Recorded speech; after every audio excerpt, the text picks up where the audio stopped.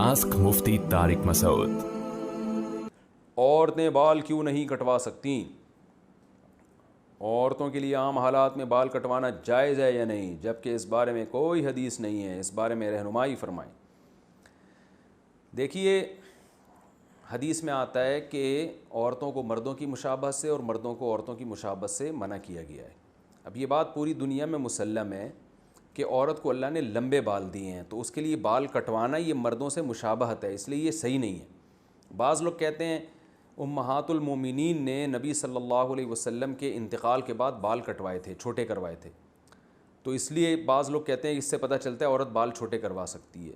तो खूब समझें कि उम्महातुल मोमिनीन ने नबी के इंतकाल के बाद जो बाल छोटे करवाए थे वो ज़ीनत ख़त्म करने के लिए, कि अब शौहर का इंतकाल हो गया तो हमने बालों की ज़ीनत किसके लिए, ये तो शौहर के लिए थी, तो ज़ीनत ख़त्म करने की नीयत से थोड़े से छोटे करवाए थे बाल उन्होंने।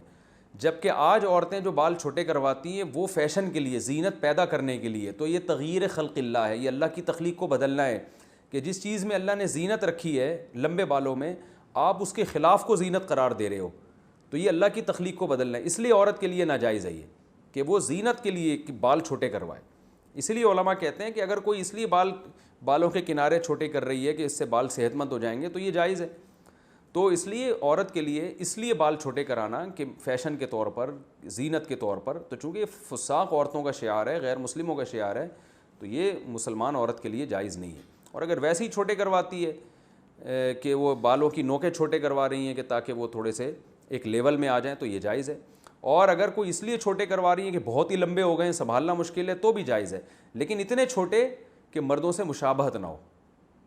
तो इसलिए उलमा कहते हैं कि कम से कम जो है ना, इतने बाल जो कमर तक आ रहे हों और जो जिसमें चुटिया बन सकती हो। बाज़ उलमा ने ये भी कहा है कि जो औरतों के बाल होते हैं कम से कम चुटिया बन सकती हो उस बालों में, अगर कोई बनाना चाहे, तो इससे ज़्यादा छोटे करने की इजाज़त नहीं है।